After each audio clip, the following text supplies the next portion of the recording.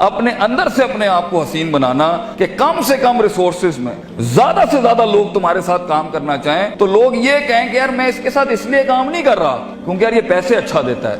لوگوں کو قائل کرنا میں اس کے ساتھ اس لیے کام کر رہا ہوں یار اس کے ساتھ گروتھ بہت ہے, اس کے ساتھ سیکھنے کو بہت ملتا ہے, چیلنج بڑا ہے اس کے ساتھ, بہت مزہ آتا ہے اس کے ساتھ چلنے کے اندر. اپنی شخصیت کو ان لمحات میں لے کے جاؤ, ان گرائنڈز میں لے کے جاؤ, ان محل میں لے کے جاؤ جہاں پہ تمہارا نفس چیخے مار دے. ان کمفرٹ زون اور کنوینئنس کو چھوڑو گے, دیکھنا تمہارے اندر ایسی ایک امامت آنا شروع ہو جائے گی کہ تم بات کرو گے اور لوگ بیٹھ جائیں گے وہاں پر. باقی سفر یہ لمبا ہے, اس کی لیکچر شاپس بھی بہت لمبی ہیں, اس کی ورک شاپس بھی بہت لمبی ہیں. اگر زندگی کے اندر وہاں تک پہنچنا ہے جہاں واقعی تم ایک امپیکٹ کریٹ کر سکتے ہو لوگوں کے دلوں میں, تم ایک طوفان کھڑا کر سکتے ہو لوگوں کے دلوں میں, تم لوگوں کے دلوں کے اندر وہ انقلاب پیدا کر سکتے ہو کہ وہ کم پیسوں میں تمہارے ساتھ کام کریں, کم پیسوں میں تمہارے لیے والنٹیئر کریں.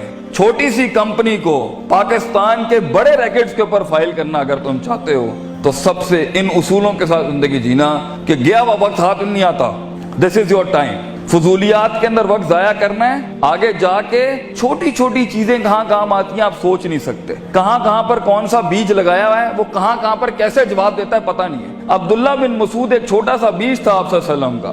آپ نے ایک دفعہ دودھ مانگا ان سے رضی اللہ تعالیٰ عنہ, تو انہوں نے دودھ نہیں دیا. انہوں نے کہا میں مالک سے پوچھے بغیر نہیں دوں گا. چھوٹا سا بیج تھا, ابو بکر کے ساتھ جا رہے تھے, چھوٹی سی انویسٹمنٹ کی. آگے جا کے عبداللہ بن مسعود کتنا بڑا عالم دین, کتنا بڑا فقہ کا امام اور پھر گورنر بنے. تو اپنی زندگی میں یہ چھوٹی چھوٹی انویسٹمنٹس کرتا رہے اور فوکس رکھے اپنی منزل کے اوپر, اپنے دشمنوں کو اینالائز کرے. وہ زندگی جس میں بالکل ہی کوئی دشمن نہیں ہے یہ بھی کوئی زندگی ہے. اس کا مطلب ہے تیرے کلیجے نے چیلنج نہیں کیا کسی کو. اور اگر وہ زندگی جس میں ہر بوئے دے ہوتے ہی دشمن ہے بھی میرے خیال میں ڈنگر زندگی ہے, یہ اندر بھی کوئی فائدہ نہیں ہے. ہر جگہ ہی تو عجیب تیری شخصیت ہے کہ لوگ تجھ سے چڑ کھا جاتے ہیں. زندگی وہ ہے جہاں دشمنیاں بھی ہوتی ہیں, دوست بھی ہوتی ہیں اور اینڈ میں دشمن بھی. ورائتا نہ سیدخلون فی دین اللہ افواجا, تیری فوج کا حصہ بنتا ہے دشمن بھی. زندگی وہ ہوتی ہے کہ جہاں تیری جیت کے اوپر بھی تیرا دشمن کہے یار کیا اس پٹھے کا بندہ تھا جیتنا یہاں پر. اور زندگی وہ ہوتی ہے جس میں دشمن تجھے ہرانے کے بعد بھی کہے بندے کو تو میں نے گرا دیا ہے لیکن جیت وہی ڈیزرو کرتا تھا, پٹھا وہی مضبوط تھا. اتنا کہتے ہیں اپنے دشمنوں کو اتنا ہارڈ ٹائم دے کہ ان کی کلیجوں سے چیخ نکل جائے کہ ہم نے واقعی کوئی شیر یا شیر سے ہارے ہیں یا شیر کو ہرایا ہے. دونوں حالت کے اندر شیر کی تعظیم ہوتی ہے, بندے کی تعظیم نہیں ہوتی. سوال یہ ہے شیر بنو, کیونکہ اس کی ہار بھی سمبولک ہوتی ہے, اس کی جیت بھی سمبولک ہوتی ہے. مثال گیدڑ کی نہیں شیر کی دی جاتی ہے, مگر یہ کلیجے چاہیے ان کاموں کو کرنے کے لیے, وہ جگر چاہیے ان کاموں کو کرنے کے لیے. اور یہ چھوٹی سوچوں کے ساتھ نہیں بنتا, یہ 2 روپے کے جھگڑوں کے اوپر نہیں بنتا, یہ 2 روپے کے مسائل پہ نہیں بنتا, یہ ٹھنی چونیوں کے مسئلے نہیں ہیں. یہ تو اپنی آپ کو جلانے اور برباد کرنے کا سلسلہ ہے, تب جا کے بیج اگتا ہے. بہادر شاہ ظفر کہتے ہیں کہ ہر کسی کو پیڑ اور پودا اور پھل بننے کا شوق ہے. Everybody wants to be fruits and apples. ہر آدمی بننا چاہتا ہے کہ میں پھول اور پھل بن جاؤں, لیکن ہم تو وہ کھاد بننے کا کہتے ہیں, وہ بیج بننے کا کہتے ہیں جو زمین میں دفن کرتا ہے اپنے آپ کو, گمنام ہو جاتا ہے. لوگ آتے ہیں اور پھلوں کی تعریفیں کر رہے ہوتے ہیں لیکن وہ بیج دفن کرتا ہے اپنے آپ کو, گمنام ہوتا ہے مٹی کے نیچے. کوئی اس کے دکھوں کو نہیں جانتا, کوئی اس کی تنہائیوں کو نہیں جانتا, اور وہ زمین سے جنگیں لڑ کے اس بیج کو اپنے آپ کو پھاڑ کے ایک درخت بناتا ہے. سارا جہاد وہ بیج کرتا ہے اور سارے